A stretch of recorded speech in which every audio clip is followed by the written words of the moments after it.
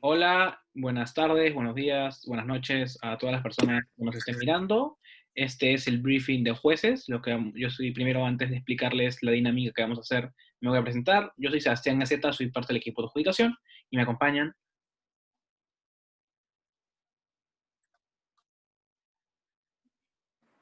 Me acompañan. Hola, soy Mauricio Jorge Caballero, también soy miembro del equipo de adjudicación. Un gusto. Hola, soy Diego Cabrera, también soy parte del equipo de adjudicación. Y bueno, lo que vamos a hacer hoy día es básicamente hacer un video en base a las preguntas del examen y vamos a revisarlas, cuál era la respuesta correcta, por qué era la respuesta correcta y, y eso. En general vamos a enfocar eso en este briefing para que todas las personas que se hayan inscrito como jueces en el torneo puedan verlo previo al primer debate, sepan en qué se equivocaron, sepan en qué pueden mejorar y tengan claro cuáles eran los criterios. Entonces, ok, voy a empezar yo con la primera pregunta. Esta parte era básicamente personal, la experiencia también, así que, y esto también. Así que vamos con la primera parte. ¿Cuántos oradores de un equipo participan activamente en un debate en el foro? Es decir, ya. Curiosamente, varias personas han tenido algunas equivocaciones en esta pregunta, porque la moción te decía, la pregunta te decía, ¿cuántos oradores de un equipo?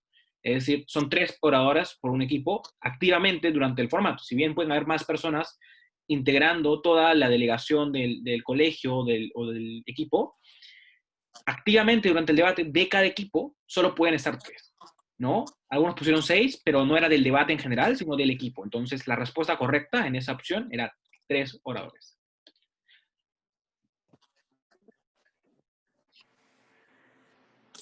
La siguiente pregunta ¿es preferible tener argumentos con bastantes razonamientos e impactos no tan relevantes antes que pocos razonamientos e impactos muy relevantes? La respuesta aquí es verdadero, porque efectivamente, si bien uno puede tener un impacto muy importante en un argumento poco trabajado, esto no va a tener un peso suficientemente alto cuando lo comparas con un argumento que, si bien no hace un cambio fundamental en el mundo, está mucho más explicado dentro de la lógica del debate. La siguiente Bien, pregunta. ya. Esta pregunta tiene que ver con la puntuación de un discurso que en teoría es promedio, ¿no? Y nos dice un discurso que aborda temas centrales del debate, con un número limitado de razonamientos y con un entendimiento claro de lo que se dice, debería tener en promedio y pues básicamente hay esas opciones. Aquí la respuesta correcta, y aquí hay que ser muy cuidadosos porque es una pregunta en la que hay varias equivocaciones, es de 73 a 75, ¿ok? Vamos a hacer una aclaración aquí que es muy importante. Cuando en la tabla de puntajes uno ve que el del 70 a 79 dice promedio, no implica que sea un discurso, que del 70 a 79 sea un discurso medio, con cosas muy buenas y cosas muy malas a la vez. Es el promedio de discursos que se ven en un torneo. Es decir, lo que se espera en un torneo es que los puntajes oscilen entre el 70 y el 79. ¿Qué implica ello? Que un puntaje, pues, un discurso no muy bueno va a tener un 70, mientras que un discurso bueno, bastante bueno incluso, va a estar en 79 a un poquito más. Entonces, bajo esa lógica, un discurso promedio lo que debería tener es un 73 o 75, que es la media en ese tipo de, como en esa línea, ¿no? Ojo aquí, creo que al final la tabla lo que considera es, pues, el formato a nivel internacional. Por lo tanto, si ustedes leen que en un 90 se espera alguien que llegue a la final de un torneo, no está hablando de un torneo cualquiera, sino de un torneo de nivel como un mundial de debate. Pero incluso así, cualquier puntaje que, por ejemplo, sobrepase los 85 puntos no es muy común. Incluso los campeones mundiales que utilizan ese tipo de formatos tienen como puntajes de 81, 82 a un poquito más. Pero pasar, por ejemplo, un rango de 85 es bastante como arriesgado, ¿no? De igual forma, un discurso que podemos considerar como bastante deficiente, bastante problemático, probablemente va a ser menor de 70, pero va a estar entre 70 a 65. Algo menor a 65 es algo probablemente ya bastante complicado de adjudicar. Tal vez un discurso que hizo un minuto, que no trajo argumentos muy claros, que literalmente no tenía razonamientos, hiper desordenado. Es decir, un discurso que en verdad es bastante pobre. Entonces hay que tener muy en cuenta que al final lo que esperamos es que la mayoría de puntajes está en ese rango de 70 a 79, con una media de 73 a 75. Por lo tanto, un discurso como el que está escrito en esa pregunta, que es promedio, pues probablemente tenga un puntaje así, ¿no? Un 7.4, un 7.5. Y de allí vamos tomando eso como referencia para un discurso superior a lo medio y un discurso inferior a lo medio. Entonces la respuesta acá es 73 a 75. ¿Ok? Ahora vamos con la siguiente pregunta. Señale la opción falsa de cara a poner los puntos de orador. Ahí, perdón, como esto ya no importa. No, estoy acá. Señale la opción falsa de cara a poner los puntos de orador. La primera opción era, el dominio del idioma y el acento se tendrá en cuenta siempre para la puntuación de un orador. La segunda era, en escala, cuando menciona la palabra argumento, se entenderá tanto el material constructivo como el material refutativo. Siguiente, los discursos no tienen por qué cumplir todas las características descritas para encajar en un rango concreto. Okay, ¿cuál es la respuesta correcta aquí? La primera, como ven ahí el check. ¿No? El dominio, el idioma y el acento se tendrán en cuenta siempre para la puntuación de un discurso. ¿Por qué es que esta es verdadera?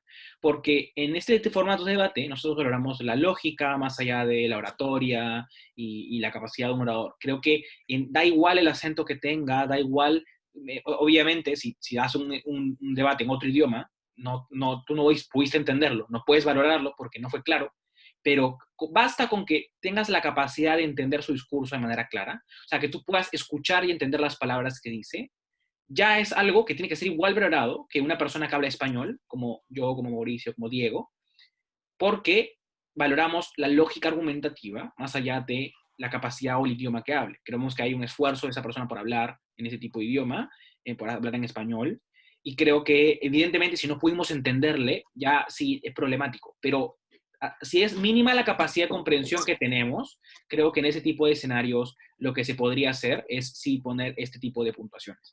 Ok, ¿por qué las otras dos opciones son falsas? La segunda, en la escala cuando menciona la palabra argumento se entenderá como tanto el material constructivo como refutativo. ¿Qué hace referencia acá? Esta opción es verdadera, es decir, cuando hablamos de argumentación, la tabla siempre habla de tanto con refutación, porque tiene que ver la manera en la que tú estás atacando otro argumento o la manera en la que tú estás también, todo ese proceso de argumentación es un conjunto de ideas lógicas las cuales tú estás explicando por qué algo no es verdadero, por algo es falso, dar razonamientos y justificatorios para ello, ya entra en lo que la categoría para este formato entendemos como argumento a la hora de la tabla de oradores, ¿no? Evidentemente hay una diferencia entre argumento y refutación, pero cuando se habla de argumento y qué tan bueno fue, se habla de todo en general y no solo de un rango específico. El tercer punto, los discursos no tienen por qué cumplir todas las características descritas para encajar en un rango concreto. Efectivamente, si es un discurso muy, muy bueno, que ven que debería tener un 76, por ejemplo, pero uno de esos rangos no entra entre el 70 y 79, sino en algo menos, pero tiene casi todos los puntos en ese tipo de puntos, el hecho de que uno de los rangos no se encuentre ahí, automáticamente no genera que el discurso haya sido malo y lo tengo que bajar de rango. Creo que tenemos que analizar y decir, ok, ese criterio es suficiente o ese punto que no encajó es suficiente para que yo baje ese discurso tantos puntajes. Creo que razonablemente eso la gran mayoría de veces no va a suceder. Entonces no tiene que cumplir con todas las características, sino con la gran mayoría en lo común y tal. Entonces en general esa respuesta acá, la respuesta era la primera.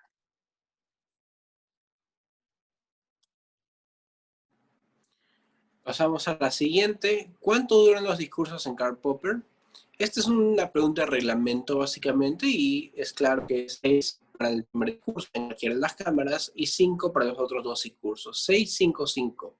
Es cuánto tiempo se va a tomar y es importante que tengan siempre en cuenta los tiempos para no excederse y darle más ventaja, por así decirlo, a alguien por tener mucho más tiempo del que debería.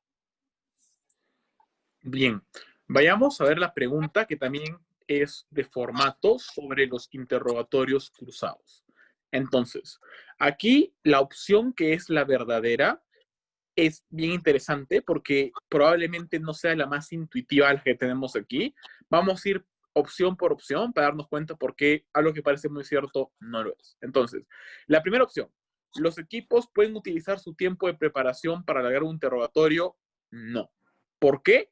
Porque los interrogatorios tienen un tiempo fijo de 3 minutos, como también los discursos tienen un tiempo fijo de 6 minutos. El tiempo de preparación exclusivamente sirve para preparar. No es un tiempo, un comodín para utilizar para alargar mi discurso o mi interrogatorio. No funciona así, son tiempos diferentes para cosas diferentes. La segunda, entonces, los oradores están obligados a responder todas las preguntas recibidas. Es una cosa que muchos marcaron. No, no es cierto. En este tipo de interrogatorio, al final, quien decide qué responder y cómo responder es la persona que está pues siendo interrogada. No es una y no es un interrogatorio policial o una cosa parecida donde sí o sí tengo que dar todas las respuestas. Al final, yo decido como orador en mi libertad qué respuesta quiero dar y a qué pregunta quiero responder. ¿Por qué pasa esto? Porque uno de los oradores lanzan hasta 5 preguntas y el tiempo es limitado, no son solamente 3 minutos. Y probablemente son preguntas que requieren una respuesta extensa. Por lo tanto, un orador está en todo su derecho de elegir qué preguntas merecen más tiempo y si es que tiene que descartar alguna porque tiene que priorizar otra, pues puede hacerlo sin ningún problema, ¿ok? Entonces, no es cierto que hay una obligación. Obvio, se puede sugerir que lo mejor, si está entre lo posible, es que se respondan todos, pero no es una obligación. Siguiente. A más preguntas realizadas, más puntos de orador se le dará el interrogante. Por supuesto que no. Puedo tener 5 preguntas, pero son muy vagas, como puedo tener una pregunta que es muy buena. Por lo tanto, el criterio numérico de preguntas no es lo que hace que el interrogatorio sea bueno, sino la calidad de las preguntas. ¿Ok? Siguiente. Es necesario cumplir con 3 minutos. De no hacerlo, serán penalizados tanto quien interroga como el interrogado. No. También algunos marcaron aquí, hay que ser muy cuidadosos con un criterio que es muy importante. El tiempo y el cumplimiento de los tiempos nunca es un criterio por el cual un equipo pierde, gana o pierde puntos o gana puntos. Porque al final, nuevamente, está en la libertad de los oradores elegir ese tiempo. Obvio, si yo no utilizo mis 6 minutos, probablemente no estoy explicando todo en mi discurso. Igualmente, si es que yo no utilizo mis 3 minutos para responder a las preguntas y respondo muy vagamente, probablemente van a ser respuestas malas. Pero ojo aquí, la razón al final por la que lo estoy diciendo mal no es por no haber cumplido el tiempo, sino porque mis respuestas o mi desarrollo fue limitado. Nunca entonces el hecho de que yo haya tenido menos tiempo necesariamente implica que voy a tener menos puntos. Por ejemplo, un orador me hace solamente una pregunta, yo la respondo de forma concisa, pero bien respondida, y se acaba el interrogatorio. No hay razón alguna para penalizar ni al que preguntó y mucho menos al que respondió. Finalmente, la que entonces sí es la pregunta, la respuesta correcta en esta pregunta es cada orador elige qué preguntas responder y qué preguntas no. Ya lo dijimos antes, creo que ya está muy explicado, hay libertad para elegir, un orador puede priorizar una pregunta por sobre otra y en razón de eso, cualquiera puede pues elegir si quiere responder 1 de 5, 3 de 5 o 5 de 5. Eso no es penalizado y eso no es algo que le quita como puntajes de equipo en lo absoluto. Entonces tomemos eso muy en cuenta. Ok, entonces ahí queda claro que la respuesta es esta de aquí, ¿no? Ok. La siguiente pregunta. Si un equipo no menciona explícitamente lo dicho en un interrogatorio cruzado, ahí habían 4 opciones. 1. Es irrelevante, igual contará en el debate. 2. Perderá un punto de orador por cada integrante. 3. Tal información no será tomada en cuenta para la utilización del debate. 4. El equipo contrario tampoco puede mencionarlo. La respuesta correcta acá es la tercera. Tal información no será tomada en cuenta para la adjudicación en el debate. ¿Ok? ¿Cómo funcionan los interrogatorios? Los interrogatorios funcionan en que si yo hago una pregunta, por ejemplo, le pregunto una aclaración sobre su caso al orador contrario y me responde, y esa respuesta le conviene a mi equipo, si yo no la vuelvo a mencionar durante el debate, no la vuelvo a explicar en mi argumentación, no vuelvo a citar el interrogatorio, es decir, el interrogatorio y las preguntas de interrogatorio sirven en tanto yo utilice esa información en los próximos discursos. El orador contrario me concedió o me dijo tal, o me aclaró, o me explicó tal punto cuando le pregunté, cuando mi anterior orador le preguntó tal cosa. Por lo tanto, bla, bla, bla, bla, bla. El punto es que sí es que no se menciona explícitamente lo que tal orador dijo en un interrogatorio, y ese interrogatorio, esa pregunta era fundamental, o esa respuesta, refutación que se dio en el interrogatorio, era importantísima para que un equipo gane, es como si no lo hubiese dicho. Es decir, todo lo que se dice en el interrogatorio solo sirve si es que el equipo que preguntó lo utiliza para luego su discurso y para su caso de manera continua.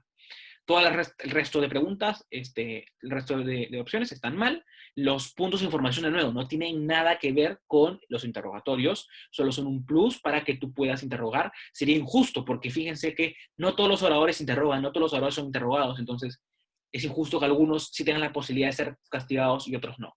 Por lo tanto, para una lógica de justicia y por otros tipos de lógicas, creemos que lo mejor es que eso no suceda y por lo tanto la respuesta es la tercera. Tal información no se tomó en cuenta para la explicación del debate. Ahora, Diego.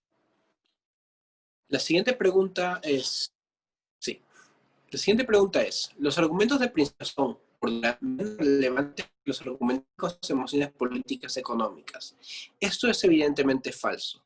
La dicotomía entre principios sociales y argumentos es más una división pedagógica para orden, pero para fines prácticos en el debate, un argumento de principio tiene literalmente el mismo peso que un argumento de consecuencias si están explicados al mismo nivel y tiene la misma cantidad de impactos.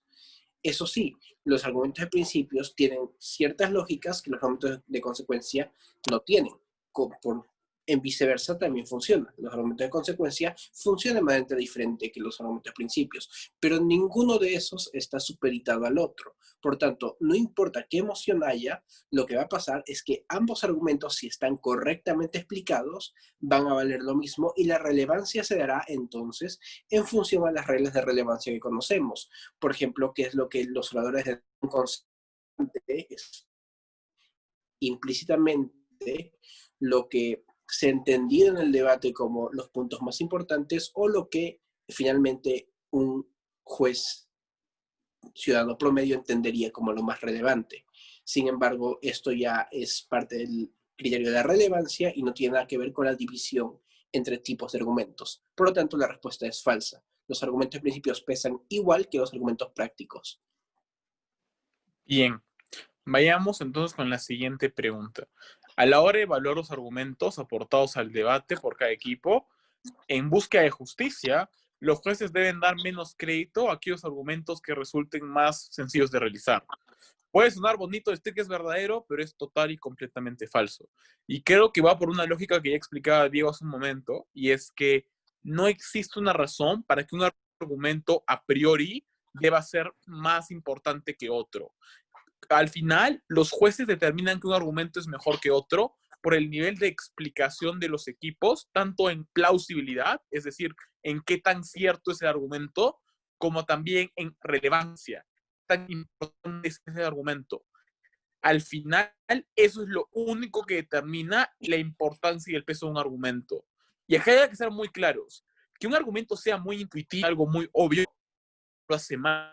De hecho, lo que espera la gente cuando hace emociones es que los argumentos intuitivos y bastante obvios sean los que salgan. Porque hay una razón por la que son obvios y parecen sencillos.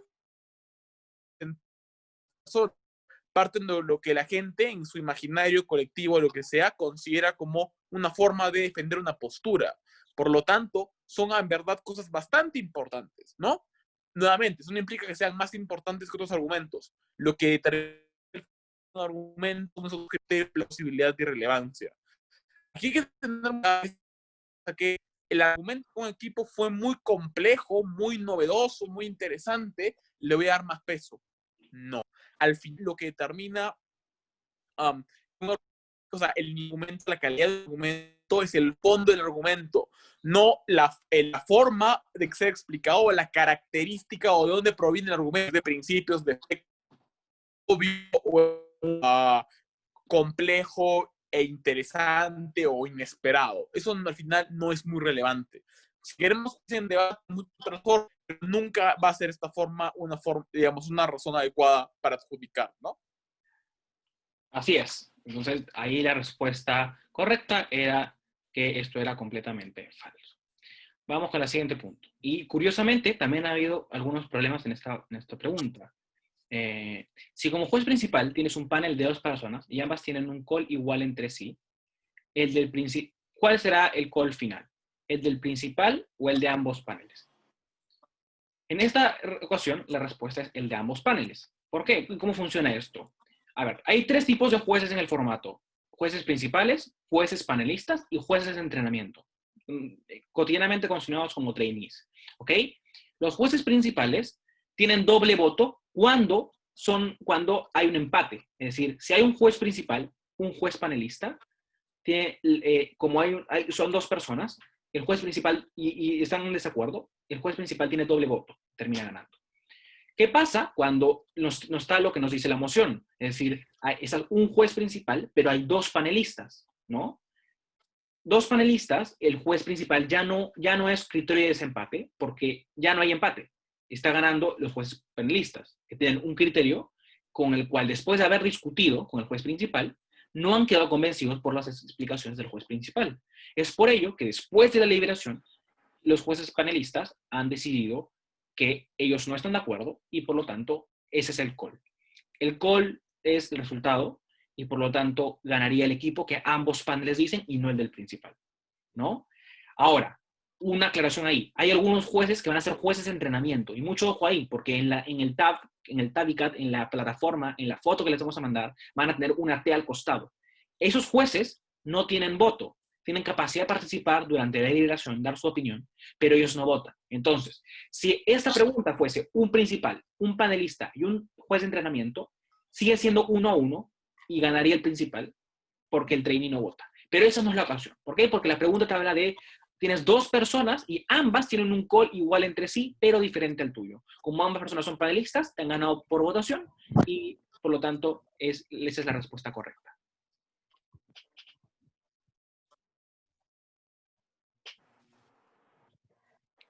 Ok, pasamos a la siguiente pregunta. Si el juez cree que hubo una grave violación de equidad durante el discurso de un debate, la postura correcta es A. Silenciar al equipo que la ha cometido y declarar al perdedor, el debate va. B. Silenciar al equipo cometido y declarar al perdedor, allí acabará el debate. C. No tomarlo en cuenta para el debate ni para los puntos orador. Toda violación de equidad es subjetiva. D. No tomarlo en cuenta para el debate, pero sí para los puntos orador. Se quitarán por lo menos 3 por falta. E. No tomarlo para el debate una vez acabado el equipo de equidad. Es necesario tener unas cosas muy claras con las infracciones de y principalmente son las siguientes. En primer lugar, una infracción de equidad no implica que el juez tenga que silenciar al equipo, porque recordemos que es discurso orador. Evidentemente, no es probable, es muy poco probable que un equipo diga algo que sea una infracción tan de manera trágica, así que las infracciones de equidad que se den no sean suficientemente graves como para que se silencie todo y la gente tenga que salir. Por lo tanto, las dos son falsas porque los equipos deben continuar su discurso, todos los oradores deben continuar su discurso hasta que ellos terminen su discurso, valga la redundancia, o se acabe el tiempo. Ahora, lo siguiente es que las infracciones de equidad existen, no son simplemente subjetivas y depende de cada uno. Las infracciones están en el reglamento y por lo tanto la opción C es falsa. Las infracciones de equidad se tienen que tomar en cuenta, pero no es que sea una cosa que sienta cada uno, sino son cosas que están en el reglamento y tienen que cumplirse porque es parte de los reglamentos del torneo. La opción D también es falsa porque las infracciones de equidad no afectan los puntos orador, porque los puntos orador se basan en otros criterios, están basados en otros criterios diferentes a simplemente si es que hubo o no infracción de equidad que tiene que ser evaluada por el comité de equidad. Por lo tanto, la opción correcta es la E, porque si bien no puedes interrumpir el discurso, si es que has considerado que hubo una infracción de equidad como juez, lo que tienes que hacer es darte cuenta de eso, apuntarlo si puedes y reportarlo inmediatamente luego del debate. no va a afectar la puntuación de equipo, no vas a declarar un equipo perdedor por la diferencia de equidad, pero sí tienes que reportarlo al equipo de equidad, que son quienes van a determinar qué tipo de acciones se tienen que tomar, si es que es necesaria alguna acción. Por tanto, la respuesta correcta es la última. No tomarlo en cuenta para el debate ni para los puntos orador, pero reportarlo al equipo de equidad al cabo del debate. Excelente. Esta es una pregunta que muy gratamente, hasta donde yo sé y hasta este momento no he tenido ninguna respuesta incorrecta, y es, en el momento de brindar feedback, ¿cuál es la responsabilidad del juez principal? Pues deben saber, porque ya lo han hecho, pero igual lo recalco para que va a tener una estructura. Hay cierta libertad en algunas cosas, pero la estructura fundamental siempre debe mantenerse como tal. ¿Cuál es la estructura fundamental? Pues dentro de lo que se espera es que sea un breve resumen del debate, ¿no? Que en su feedback se entienda qué cosas dijeron los equipos o cuáles fueron sus contribuciones más importantes. Eso es lo que entendemos como un breve resumen. No es, como dice la pregunta C, explicar a profundidad del debate con detalles. No. No se trata de que me relaten el debate, porque el debate lo acabamos de ver. No hay ninguna necesidad de que el juez principal relate todo el debate, ¿no? Claro. Tampoco es decir qué me gustó y qué no me gustó. El juez no es un juez de una competencia de talentos donde analiza subjetivamente cada cosa. No. Se trata de analizar el debate desde una perspectiva objetiva y decir qué puntos fueron más importantes que otros. Por lo tanto, la forma correcta de hacer esto es hacer un breve resumen del debate, saltando las contribuciones, y al final la explicación que se hace y todo lo que se da en el feedback se da en base a una comparativa que es pues hecha generalmente por puntos de choque o por argumentos. Es decir, pues yo explico que ambos equipos disputaron 3 puntos de choque. Por ejemplo, un punto de choque era la economía, el otro punto de choque o clash era lo moral, principios, y el otro punto de choque era la situación de la gente más pobre. Entonces yo explico por qué, por ejemplo, el equipo de afirmativo ganó 2 puntos de choque, ganó el de la moralidad y de la economía, y por eso terminó como ganando al final todo el debate, ¿no? Esto es muy importante, porque muchas veces algunos feedbacks, a pesar de que los jueces ponen la respuesta correcta, se les olvida y deciden más bien hacer un feedback de cosas muy genéricas como este equipo trajo 3 argumentos y por lo tanto me gustó más, o este equipo respondió de forma más efectiva porque dio 5 refutaciones, o este equipo habló muy bonito y por lo tanto me sorprendió mucho. No. Debate y la forma de adjudicar y dar el feedback del debate no se basa en preferencias personales, no se basa en resumir detalladamente lo que se trajo. Se basa en encontrar los puntos de disputa entre ambos equipos y explicar qué equipo los ganó. De allí sí es bueno decir que un equipo lo ganó porque dio más razones, o sea, dio más plausibilidad, porque justificó la importancia, es decir, dio relevancia, etcétera. Pero todo eso debe entrar dentro de la estructura de puntos de choque y todo lo demás. Y luego, y esa es la última parte, se da la oportunidad, si es que hay tiempo, de dar consejos. ¿Por qué los consejos van al final? Muy sencillo. Porque obviamente esto es algo que yo puedo dar después. Mientras que yo necesito en el momento, porque el debate acaba de suceder, yo en el momento necesito dar una explicación de por qué el debate terminó como terminó y dejar a ambos equipos satisfechos con esa justificación. Los consejos los puedo dar en cualquier otro momento, lo puedo hacer mandándole un correo a la profesora del equipo y la profesora se lo hace llegar a los alumnos, etcétera, ¿no? Por lo tanto, solamente doy consejos si es que tengo el tiempo para hacerlo. Si no, me dedico exclusivamente a dar esta comparativa en base a puntos de choque o en base a puntos de disputa en el debate. Así se hace un feedback. Ok, ahora entonces vamos a la siguiente pregunta. Marque la afirmación verdadera. Habían 2 posibles opciones. La primera, un equipo que solo refuta y no construye argumentos puede ganar el debate. Y la respuesta esa era la correcta, ¿no? Ahí en un ratito vamos a ver por qué. ¿Cuál la otra opción era? El tercero orador de oposición no puede sacar argumentos nuevos, pero el de proposición sí, y esa era falsa, ¿ok? A ver, primero, ¿por qué la primera es verdadera? Porque, a ver, lo ideal es que no haya un equipo que solo refute, ¿ok? Pero hay veces en que las refutaciones que un equipo van a ser muy, muy buenas, de repente, frente a un equipo que no trajo nada relevante. Es decir, algunas mociones que la Cámara de Afirmativo, la Cámara de Proposición, tiene que proponer una política, con que oposición te refute todo, te refuta todos sus beneficios, básicamente ya te está probando que tus beneficios no se dan y por lo tanto no necesariamente proposición va a ganar el debate a pesar de que oposición no trajo ningún argumento, solo se cansó a refutar porque era falso lo que decía proposición. En ese sentido, esa es la respuesta correcta. No va a pasar cotidianamente, es cierto, pero puede pasar y el hecho que un equipo haya traído menos argumentos o que no haya argumentado de manera extensa y solo haya refutado mucho no es un criterio para ganar el debate. Evidentemente, en la gran mayoría de casos, eso le va a costar en contra, pero eso no va a implicar que no pueda ganar el debate. Ahora, la siguiente. El tercer orador de oposición no puede sacar argumentos nuevos, pero el de proposición sí. Esa es falsa. ¿Por qué? Porque ninguno de los dos oradores finales puede traer argumentos nuevos, no puede traer carga nueva. Pero ojo ahí, hay que hacer una diferenciación. Los terceros oradores tienen el rol de refutar, hacer los puntos de choque y las comparativas.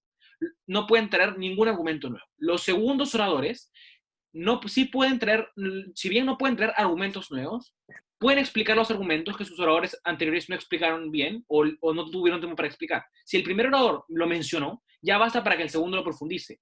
Es decir, el segundo sí puede explicar los argumentos que ya no se habían explicado antes, mientras que el tercero no puede explicar un nuevo argumento, tiene que jugar y es ganar con lo que ya se dio, refutar y comparar. Por lo tanto, ninguno de los últimos oradores puede traer algo nuevo a nivel argumentativo, no puede traer argumentos nuevos, eso es por norma algo que no se puede y por lo tanto esa es falsa. Ahora Diego está acá. Sí. La siguiente es: en una moción política, afirmativo no presenta un plan de acción. ¿Cómo se concretaría moción? ¿Puede ganar o no puede ganar por incumplimiento de rol? De manera similar a la opción correcta en la pregunta anterior, sí puede ganar, ya que a priori no existe un perdedor automático. No es porque has incumplido alguna parte de tu rol vas a perder automáticamente, tienes que cumplirlo todo a cabalidad. Lo que pasa dinámicos. Pueden haber debates políticos donde, si bien no ha habido un plan de acción, el debate ha sido muy bueno en función a argumentos, en función a comparativas. Por lo tanto, sí puedes ganar porque has presentado beneficios propios de una moción que incluso podría ser bastante clara sin un plan de acción. Pero también podría pasar que es un debate bastante pobre y la oposición no ha hecho mucho para ganar y a pesar de no tener un plan de acción, has podido sobreponerte al adversario. Por lo tanto, no podemos nunca decir a priori que un equipo va a perder por incumplir una parte de su rol. Siempre puede pasar algo y todos los debates se juzgan en función a lo que sucedido en el debate. Por lo tanto, sí, puede ganar un equipo que no ha presentado un plan de acción. Perfecto. Vayamos con una de las preguntas más entretenidas en la que lamentablemente muchas personas han tenido la idea adecuada, pero la idea incompleta. Porque aquí no hay solamente una respuesta verdadera, como hay en las casillas, sino que hay un total de 4. Vamos a explicar entonces una por una cuál sí es y cuál no es, ¿no? La idea es muy sencilla. Afirmativo gana Clash A, negativo gana Clash B. ¿Cómo se determina quién gana el debate? Entonces, las obligaciones de rol. Si primero el negativo refuta, si tercero hizo choque. Nuevamente, lo dijo también ya Diego, lo dijeron también Diego y Sebastián, existen más que nada limitaciones por rol, no tanto obligaciones por rol. Es decir, en el Karl Popper, la única obligación de rol muy clara es que los oradores deben desarrollar, o sea, los primeros oradores deben desarrollar mínimamente los argumentos. Esa es la única obligación por rol. Si es que eso no sucede y luego sale un argumento en segundo orador que es nuevo, obviamente ese argumento no pasa. Pero después, los oradores tienen libertad de asumir su discurso de la forma en la que ellos quieren. Por ejemplo, si yo soy el primero en negativo y quiero construir mi caso en vez de refutar para no perder tiempo, lo puedo hacer. Total, mi segundo orador y mi tercer orador pueden refutar todo el tiempo si quieren. Así que, por lo tanto, yo no debería perder un debate solo porque no refuté. Nuevamente, si yo soy un tercero de negativo o de afirmativo y yo no quiero utilizar puntos de choque y más bien quiero utilizar una estructura de argumento versus argumento o el barrido, que es solamente refutar y refutar y refutar, puedo hacer. Estoy en total y completa libertad. Nadie en ningún debate podría decir que un equipo perdió, porque entonces el debate se convertiría en un ejercicio de simulación limitado y no un ejercicio más bien de pensamiento crítico y de generar, como dice Diego, dinamismo. Por lo tanto, no es un criterio válido. En algunos formatos se entiende que el cumplimiento de rol puede ser la última opción para terminar un debate. Pero este no es el caso. ¿Por qué? Porque estamos hablando de un debate lo suficientemente claro como para que haya primero puntos de choque o clashes y para que equipos hayan ganado de alguna manera claramente esos clashes. Por lo tanto, no estamos en un debate como el peor debate posible donde existe una mínima posibilidad de cumplimiento de rol puede ser medianamente importante. Así que claramente no termina siendo un factor relevante, ¿no? Segundo, ¿se puede declarar un empate? Obviamente no. En este formato no hay empates. Aquí siempre uno va a ganar, aunque sea marginalmente, aunque sea por una minucia, un equipo siempre le gana el otro. Ha pasado que ha habido jueces que en el pasado han dicho que puede haber un empate, no se puede. Siguiente, ¿hasta qué punto cada equipo ganó su clash? Sí, claramente sí. ¿Por qué? Muy sencillo. Porque puede ser que, nuevamente, en el ejemplo que les había traído antes, tenemos el clash de la economía y el clash de la moralidad. Y Afirmativo ganó el clash de la moralidad de forma contundente. Lo destruyó por completo. O sea, Negativo no tuvo respuestas o no tuvo tantas respuestas y es claro, tal vez no vayamos al extremo, ¿no? Pero sí es más o menos claro que pues Afirmativo lo ganó. Pero en cambio, en el otro clash, en el de la economía, si bien Negativo lo gana con...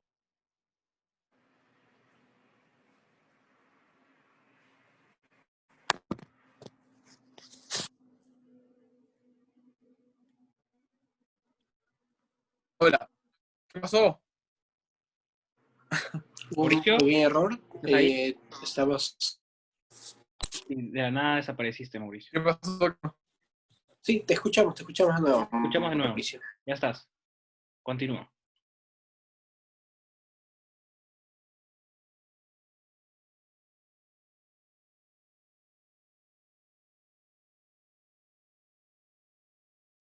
Mauricio, te hemos perdido de nuevo. No te escucho, al menos yo.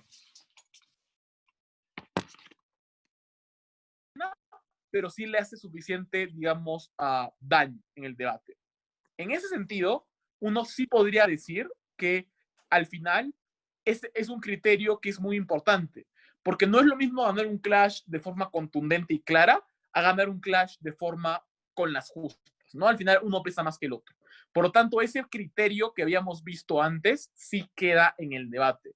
Otra respuesta que es correcta es la justificación explícita o implícita de cuál es el clash más relevante. Y aquí entra un tema de relevancia. Cuando yo tengo un debate con, por ejemplo, dos clashes, no soy el único que veo la pantalla blanca ahorita, pero la idea, igual sigo hablando, como cuando yo tengo, por ejemplo, dos clashes, un equipo para poder ganar lo que hace, estratégicamente hablando, es explicarte por qué uno fue más importante que el otro. Entonces, si yo veo que hay un equipo que ha hecho esfuerzos considerables para explicar por qué un clash es el más relevante, este equipo probablemente tenga una ventaja para ganar el debate. Pero asumamos que ningún equipo hizo esto. Incluso en ese escenario, igual va a ser importante que el juez mismo pueda darse cuenta de qué clash fue el más relevante para el debate. Por ejemplo, si la mayoría del tiempo se discutió sobre economía, probablemente el más relevante va a ser el de economía. Si la mayoría de los impactos en el debate terminan siendo sobre economía y no sobre moralidad, probablemente el debate se va a centrar en economía. Por lo tanto, quien ganó el clash de la economía probablemente gane el debate. Entonces, no solamente se trata de lo obvio, sino también se trata de lo implícito, ¿no? Lo que está en el subtexto del debate. Diego y Sebastián, ¿se ve la pantalla bien con ustedes? Porque yo la veo solamente blanca. A ver, yo la veo... Ay, caramba. También la veo blanca. Ya, Y ahí ya está. volvió. Amén. Igual estábamos bien. Entonces, ahora, otra cosa importante es la tercera, ¿no? Es hasta qué punto qué equipo atacó la mejor versión del equipo contrario. Esto es un criterio que ya habíamos discutido en algunos talleres en la Liga Peruana y en general en cualquier taller de debate lo van a observar. que se llama el engagement, y es la capacidad de un equipo de jugar de buena fe y sobre todo de, pues, interactuar abiertamente con el otro equipo. ¿Qué implica entonces interactuar con otro equipo? Implica básicamente que yo me preocupe por jugar en su mejor escenario, ¿no? Porque seamos muy claros, es muy fácil ganarle a un equipo en su peor escenario. Es decir, en el escenario donde todo lo que me estén diciendo no se cumpla o donde todo lo que me estén diciendo es falso, es muy fácil ganar el debate.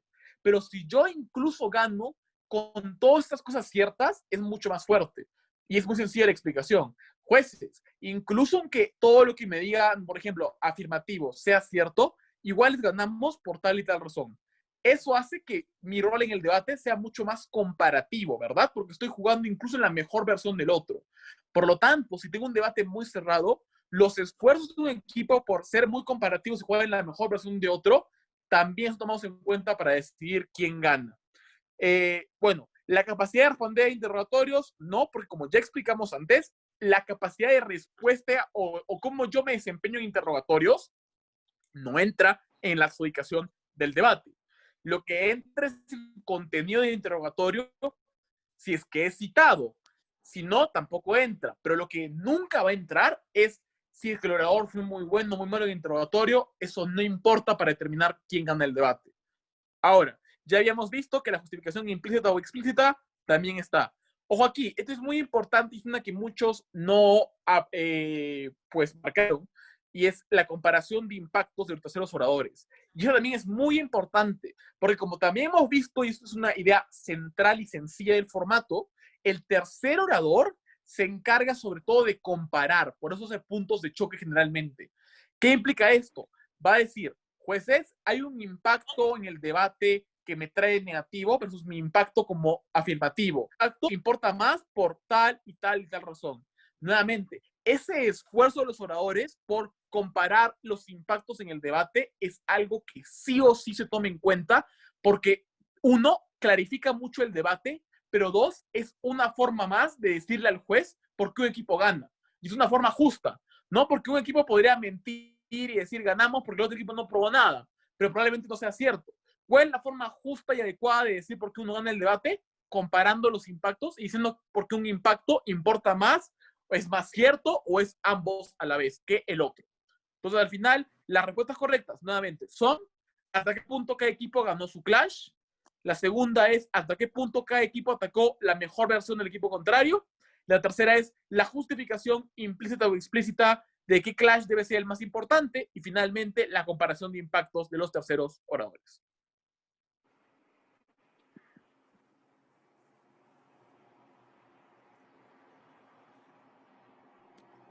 Diego, ahora tú esta pregunta. Es el tuyo, Sebastián. Ah, sí, cierto, ¿no? Mauricio, ya, perdón, ya, sí, ya. ¿Cómo un equipo expone un argumento que sabes que es fácticamente erróneo? ¿Cómo lo valoras? Ok. La primera cuestión era, en caso de estar bien argumentado de que el equipo contrario no lo haya refutado, le darás validez al argumento. La segunda, que era la correcta, era si el conocimiento necesario para saber que el argumento expuesto es falso es información que conoce cualquier ciudadano medio informado, no darás crédito al argumento aunque no sea apropiadamente refutado. La tercera era, nunca podrás tener en cuenta ese argumento ya que estarás favoreciendo al equipo que gane mintiendo. La cuarta, todas las respuestas son falsas. Ok. A ver, la primera es falsa, porque la segunda, básicamente porque cuando hay un criterio, que era el juez que es un ciudadano medio informado, que es el cual, y es solo en esa situación, es que entendemos que algo es fácticamente erróneo. Es decir, evidentemente, si es una moción económica, y tú eres economista, y escuchas un argumento económico, y sabes que es falso, pero porque eres economista, no porque cualquier persona promedio informada sabe, entonces, en ese tipo de escenarios, a pesar que de repente estén mintiendo, no puedes intervenir, no puedes explicar que es fácticamente erróneo. Entonces, en ese tipo de casos, en caso de estar bien argumentado y que el equipo contrario no le ha refutado, le darás crédito. Sin embargo, y ahí va el segundo punto, que es, si el conocimiento necesario para saber que el argumento expuesto es falso es información que cualquier ciudadano medio informado que conocería, no harás crédito al argumento aunque no sea propiamente refutado. Es decir, evidentemente, si el argumento depende de que no sé, Estados Unidos sea súper comunista, entonces probablemente cualquier ciudadano informado promedio sabe que Estados Unidos no es comunista. Si el argumento depende de que el presidente del Perú actualmente sea Alejandro Toledo, probablemente cualquier ciudadano informado promedio en un contexto peruano, ¿no? Si el torneo fuese en Perú, conocería eso, ¿no? Ahora es un contexto internacional, no hay ese tipo de emociones, pero para que se explique que eh, un poco qué es lo que un ciudadano informado promedio. Es decir, en ese tipo de torneos estamos hablando de un ciudadano informado promedio global.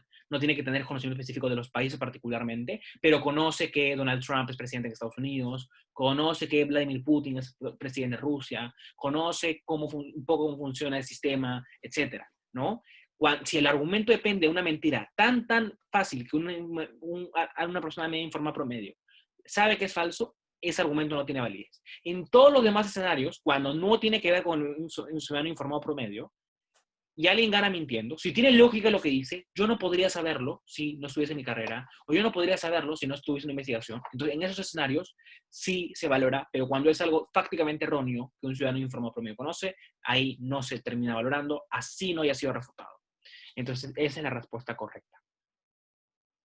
Vamos con la siguiente. Ahí sí, Diego. Sí. Es la pregunta sobre la primera moción hipotética. Esta caso daría las grandes municipalidades control sobre el orden público, la inmigración y la política de vivienda, donde afirmativo señala básicamente que las municipalidades grandes son más liberales y van a aplicar políticas mucho más liberales y reformas más liberales, lo cual es positivo. Negativo señala que algunas municipalidades son muy poco liberales y aplicaría políticas iliberales, incluso racistas.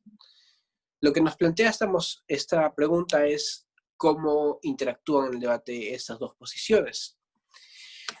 Se nos dice, en la primera opción es negativo, claramente ha derrotado los puntos de positivo y por lo tanto gana ese punto. La afirmación de negativo no es compartir, por lo tanto afirmativo queda por encima de negativo. O la tercera es un empate, ningún equipo ha podido ganar ese punto.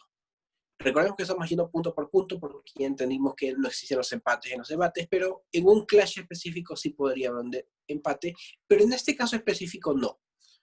Porque hay un equipo que sí plantea ciertas cosas que el otro equipo no logra responder, y es el equipo de afirmativo. La respuesta a esa pregunta es la B. La afirmación negativa no es compartida y por lo tanto afirmativo queda por encima de negativo. ¿Por qué? Porque básicamente lo que ha hecho negativo es señalar, ok, no niego lo que tú estás diciendo, en ningún momento lo toca negativo, nunca dice que hay municipalidades que son liberales o por qué lo liberal sería malo o por qué lo liberal no necesariamente puede aplicarse o cosas por el estilo. Simplemente obvia el punto de proposición y señala su propio punto que va por su propio camino sin llegar a entrar en engagement con la proposición de afirmativo. La afirmación de negativo, por lo tanto, no es compartida porque no entra en el debate que se está planteando. Así que no puedes derrotar un argumento sobre el que no te pronuncias. Simplemente negar algo o ignorarlo no es entrar en el debate. Por lo tanto, lo necesario siempre es señalar las premisas del otro y señalar que son o falsas o que son irrelevantes. Simplemente no puedes ignorarlas. Por tanto, el punto no es comparativo, ya que el que existan municipalidades racistas o iliberales no tiene nada que ver con que existan, porque nunca lo han negado, municipalidades que sí son liberales y sí podrían hacer algo bueno o no. Claro, y hay un último La punto. respuesta es la B. Déjame aclarar ahí un punto. Fíjense también que afirmativo menciona que las grandes municipalidades sean más liberales y tolerantes que otras, mientras que la respuesta negativo nunca señala las grandes municipalidades, que era lo que afirmativo señalaba. Te dice algunas lo son, sin ninguna explicar por qué es que eso iba en base a lo que afirmativo te decía. Es por eso que cuando Diego nos explica que no hay engagement, es efectivamente con esa premisa, porque está respondiendo otro punto que no es con las grandes municipalidades, está diciendo algunas, sin explicar, ok, ¿y por qué no las grandes? Que era lo que afirmativo te decía.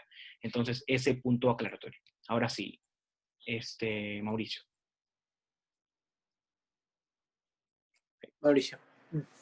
Listo, ok, esta también está muy divertida. Bueno, ya la han leído, entonces no se tengo que leer otra vez, pero la idea básicamente es lo siguiente, ¿no? En la moción de esta Cámara implementaría un amplio impuesto a la riqueza, básicamente afirmativo da 3 razonamientos, ¿no? De que, pues, si me subir un poquito ya, básicamente de que hay nulas políticas de redistribución porque los pobres no tienen agencia política, los ricos tienen ganancias excesivas y tiene un sistema neoliberal que promueve exoneraciones fiscales y un impuesto a la riqueza puede servir para redistribuir efectivamente el dinero y financiar políticas públicas. ¿Qué está haciendo afirmativo aquí? Te está dando un mecanismo de por qué los pobres no tienen acceso a recursos, porque no tienen capacidad política, entonces nadie los escucha. Luego te explica por qué los ricos sí lo tienen, porque tienen muchas ganancias y por lo tanto tienen beneficios del Estado. Y luego de explicarte cómo son ambos grupos, te explica cómo es que al final lo que necesitas tú para como solventar ese problema, que está bien explicado, es un sistema de redistribución, porque eso puede ayudar a que la gente más pobre esté bien en base a lo que ve, ¿no? Veamos a ver qué responde negativo a esto, ¿no? Negativo dice, no es cierto que todos los ricos sean egoístas, ¿no? Y lo grafica con una nota de la agencia andina en el caso en que Alemania pagaba 80% de su fortuna en impuestos, ¿no? Y dice que el afirmativo se hace una generalización, ¿no? Lo segundo que nos dice, y si lo puedes bajar para que lo tenga ahí, lo puedes bajar un poquito, dice que los pobres, además, al recibir este tipo como de beneficio, todo lo demás, probablemente no van a hacer un buen uso del dinero, ¿no? ¿Por qué? Porque básicamente se van a sentir cómodos y van a decidir no trabajar, ¿no? Entonces, el que presenta negativo, nos trae y acá los describo para que luego se den cuenta por qué el debate queda como queda. Negativo nos trae un análisis basado en un caso específico, en un ejemplo que no tiene mecanismos y que solamente está centrado en lo que dijo la agencia andina. Además, luego nos trae una premisa bastante curiosa de que los pobres no van a trabajar porque ahora están acostumbrados a que el Estado les pague todo. Una premisa que lamentablemente mucha gente en verdad cree, pero que es rotundamente falsa, y vamos a entender por qué. Entonces, al final tenemos la primera respuesta es negativo porque demostró que había casos en que los ricos eran solidarios. Obviamente no lo es. ¿Por qué razón? Por la misma razón de la que había explicado Diego anteriormente, y es decir que hay algunos casos donde la explicación del otro equipo no sea cierta, no es ganar. Algunas personas creen que es como, ajá, un equipo demostró que no era siempre cierto, por lo tanto el caso está tumbado. No. Al final, debate se trata nuevamente de ser comparativos. ¿Qué implica ser comparativo en un debate? Implica mostrar que esto se va a dar en la buena mayoría de los casos, que hay razones suficientes y persuasivas para pensar que esta es la forma en la que esto va a suceder. Por ende, que yo tenga casos donde no sea cierto, pero que sean muy pocos, no hace que el argumento caiga. Entonces, esa primera razón muere. La segunda, afirmativo porque trajo 3 puntos de análisis, mientras que negativo trajo 2. Obviamente no. Ya lo dijimos antes. No importa qué tantos argumentos yo traiga, sino qué tan desarrollados estén. Tengo 3 argumentos muy buenos versus un argumento muy malo. Probablemente ahí 3 argumentos van a ganar. Pero puede pasar lo contrario. Puedo tener 3 argumentos muy débiles y un argumento muy bueno. ¿Qué va a ganar? Va a ganar el argumento muy bueno. Nuevamente, al final, el número de argumentos no determina que un equipo gane. Siguiente, negativo, porque trajo estadísticas para completar sus argumentos. No, no y no. Y tengo que ser muy incisivo porque algunas personas han puesto esta respuesta y es muy importante que se den cuenta de algo que se repite hasta el cansancio, y es que debate se trata de la lógica, no se trata de la evidencia. ¿Por qué? 3 razones muy sencillas. Primero, porque la lógica al final apela a toda la gente. Cualquier persona puede entender un proceso lógico o sentido común. No todas las personas pueden como tener información específica de la mano. No es que una información específica sea más fuerte. Segunda razón, porque mientras que una información específica puede ser falsa y el juez en muchos escenarios puede no corroborarla, no querer corroborarla, la lógica al final no implica que tú estés mintiendo o que no estés mintiendo, implica que tú estés explicando algo en base a razonamientos. Por lo tanto, una sí es infalible, el otro no lo es. Pero tercero, porque nuevamente, debate no se trata de memorizar datos y escupirlos, debate se trata de pensar en razonamientos y lógica. Al final, un dato solamente puede graficar o ilustrar mejor un punto que ya haya sido explicado mediante lógica. Por lo tanto, mientras que la lógica es esencial, una estadística siempre va a ser circunstancial, tangencial, mínima. Así que, por lo tanto, hay que tomar en cuenta eso. No porque un equipo me haya traído más fuentes, significa que va a ganar el debate. Eso nunca va a pasar. ¿Ok? De ahí la siguiente, afirmativo, porque el caso negativo no debate la generalidad de los casos y porque no es comparativo. Exactamente. Y porque los puntos afirmativos están mejor justificados. Darse cuenta que yo, nuevamente, decir que en tal lugar no se cumple lo que dice afirmativo no es suficiente para refutar ese punto, primero. Pero segundo, noten en la explicación que les damos que afirmativo, como ya dije antes, mecaniza, te da un incentivo. Los pobres no pueden acceder a buenas políticas porque el Estado no los escucha, porque los pobres no tienen representación política. En cambio, los ricos tienen poder porque tienen ganancias excesivas y por lo tanto el Estado sí los escucha. Eso es una explicación de incentivos, eso es lógica. Noten que la explicación de afirmativo se basa, uno, en datos y en ejemplos, no en lógica, pero la segunda se basa en un prejuicio. Nunca entendemos por qué los pobres, por recibir un dinero del Estado, no van a trabajar. Creo que la gente trabaja porque ama su trabajo, porque quiere que su familia esté mejor, porque quiere hacerlo socialmente. Por lo tanto, decir que alguien que va a recibir un subsidio del Estado no va a trabajar es bastante poco razonable, ¿verdad? Y no está explicado. Por lo tanto, esa es la razón correcta. Finalmente, negativo, porque el caso de afirmativo es un caso de propaganda comunista. Bueno, queda bastante claro que no lo es. Creo que es muy cierto todo lo que hemos dicho en ese caso. Pero nuevamente, y acá hay un punto como quiero recalcar, más allá de esa pregunta, que gracias a Dios nadie la puso, y es que al final ninguna ideología política es más importante que otra. Que un argumento sea de izquierdas o sea de derechas no lo hace mejor o peor que otro argumento, porque nuevamente estamos ante los ojos de un ciudadano promedio, alguien que puede convencerse tanto por la izquierda como por la derecha. Por lo tanto, yo no puedo descartar un caso porque sea de una o sea de otro lado, ¿no? Obviamente los extremos probablemente sí sean descartados, no porque nadie se compra extremos, no, nadie razonable promedio se compra un extremo político. Finalmente, negativo porque afirmativo no define la cantidad exacta de impuesto ni qué es riqueza. Me preocupa que haya gente que también haya puesto esta cosa. ¿Por qué? Muy sencillo. Y es que al final, debate no se trata de detalles como muy insignificantes como el cumplimiento de rol, como la forma de hablar bonito o la forma en la que yo explicito puntos. Debate es exclusivamente sobre la lógica. En razón de eso, que yo no haya dicho que vamos a cobrar $1.000 millones, no hace que al final yo pierda todo el debate. Noten lo injusto que sería que para un equipo que se olvidó de un detalle, automáticamente todo lo que haga, que puede ser un buen trabajo argumentativo, como hace en este caso afirmativo, no valga nada y tenga que perder el debate. Finalmente, una cosa así de pequeña como no definir la cantidad de impuesto o riqueza no es suficiente para perder el debate.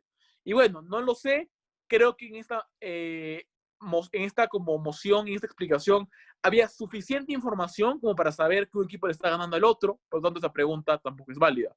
Finalmente, queda bastante claro, afirmativo gana porque negativo debate un caso muy, muy cerrado y no justificado en comparación a un caso más general y más justificado que tenía afirmativo.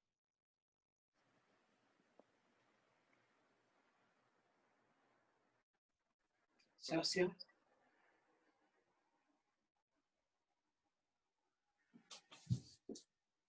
Estaba con el micro apagado, perdón. Ya.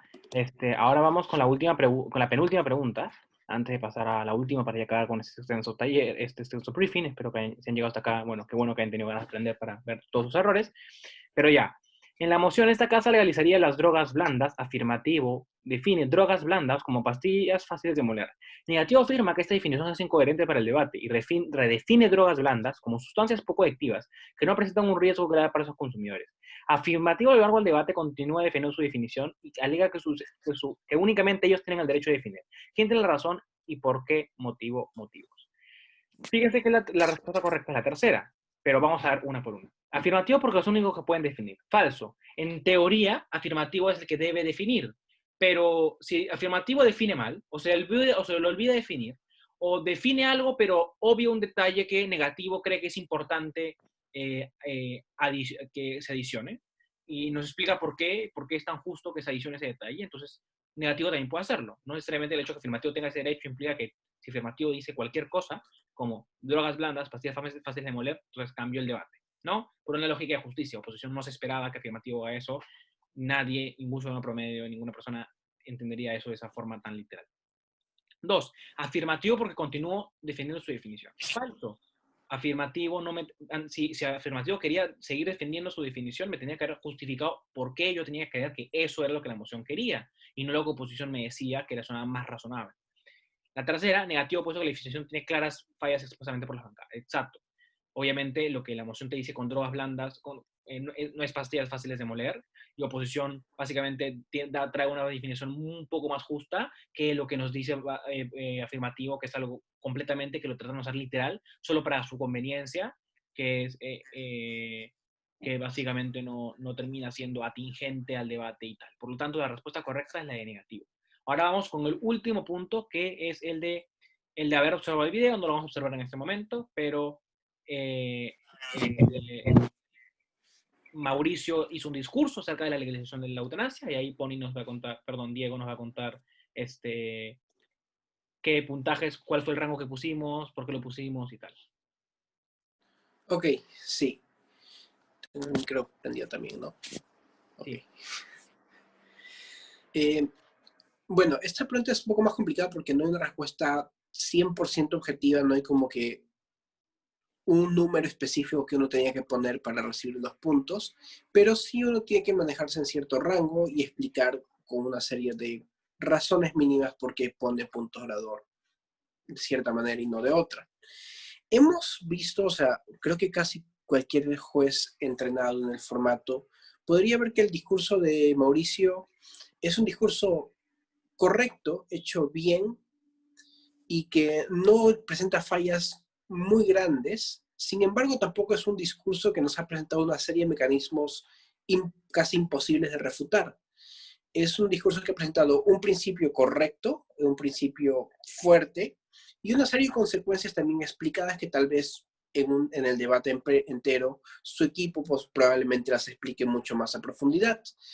Pero tampoco es un discurso que ha explicado el principio de manera tan desarrollada que ninguna posible respuesta podría venir a tumbarlo.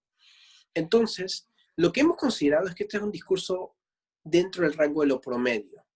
El rango de lo promedio, incluso un poco promedio superior, podríamos entenderlo desde un 76, más o menos, hasta un 79. Aquí entra un poco más la discrecionalidad y la capacidad de cómo ha ingresado este discurso en el resto del debate. Pero entre un puntaje de 66 y 69 consideramos que era correcto. ¿Por qué? Y aquí vienen las explicaciones. Lo que ustedes tenían que poner para responder correctamente a esta pregunta es no solamente este rango que es de un discurso promedio superior, porque tampoco era un promedio bajo, no era un discurso malo que no se entendía. Todo el discurso tenía una lógica coherente y se entendía perfectamente. Por lo tanto, debajo de 70 no nos parecería lógico, y menos a un puntaje como 55 o 50, porque estos son puntajes ya de discursos que se paran, dicen su nombre y se sientan. Tampoco un discurso que han hablado la mitad del tiempo y no han dicho casi nada, y han presentado argumentos solamente señalándolos y señalando el nombre. Pero por otro lado, tampoco hemos visto un discurso increíble de la escala de 81, 85 o superiores, porque el simple hecho, y recordemos por cómo se ponen los puntos orador se ponen en primer lugar por cómo el orador ha cumplido sus roles, y en segundo lugar, cómo el orador ha integrado el debate o cómo ha funcionado su discurso dentro del debate en general. Así que un discurso que ha hecho lo correcto, que ha cumplido su rol, sin embargo, ha podido ser refutado potencialmente cuando un juez sabe que un argumento es potencialmente refutable, es un discurso promedio. Y como es promedio, consideramos que la escala de 76 a 79, es más, es un promedio superior porque tiene un argumento en principio muy bien explicado, a pesar de que puede ser respondido. Entonces, tener un argumento bien explicado de un tema, en un tema complejo que requiere un argumento de principio explicado, sí te puede un promedio superior dentro del rango que estamos manejando para este torneo. En este torneo, y queremos ser enfáticos con esto, es muy poco probable que veamos discursos del 90 a 95. Estos discursos probablemente no se han visto hasta ahora, o si se han visto una sola vez en algún torneo, y tampoco consideramos que va a haber discursos de 55, 57, 58, Porque estos son discursos de verdad donde los oradores se paran, no dicen casi nada y se sientan. Un discurso malo podría, bueno, todos los oradores tienen días malos, un discurso malo podría ser uno de 65, un discurso que no ha encajado los principales problemas del debate y tampoco ha presentado argumentación ni refutaciones claras. Podría entrar entre 65 a 70.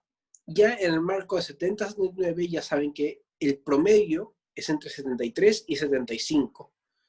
Y de encima de 75 son discursos buenos, que han hecho su trabajo y han ido un poco más allá. Después de 80 ya son discursos muy superiores, y de 85 para arriba, como les expliqué hace poco, es muy poco probable verlo, salvo que pase un discurso realmente bueno, que tampoco podemos descartarlo, pero es menos probable. Si tienen algo que agregar sobre los puntos orador, por lo tanto la respuesta acá sería más o menos un rango entre 76 y 79, dependiendo de la discreción de cada juez. Así es, entonces eso ha sido lo que hemos tomado en cuenta. Cualquier puntaje que haya estado dentro de ese rango ha sido como correcto. Recuerden que su rol en este torneo va a estar en base a qué tan bien dieron este examen, es decir, en base se definirá si empezarán como principales, panelistas o jueces de entrenamiento. Y nada, se han llegado hasta acá, qué bueno que tengan estas ganas de aprender de llegar hasta acá, sería lo ideal que todos lleguen hasta acá para que tengan claro todo el examen y que mañana puedan desempeñarse de mejor manera como jueces. Entonces, eso ha sido todo el briefing de jueces. Cualquier duda pueden escribir por el chat de jueces y inmediatamente Diego, Mauricio, yo y Valeria y Male, que también son parte del equipo de adjudicación, pero no han podido estar acá en esta ocasión, seguramente se comunicarán con ustedes para resolverlas cualquier duda. Entonces, nada, muchas gracias y mucha suerte en el torneo. Un gusto. Gracias.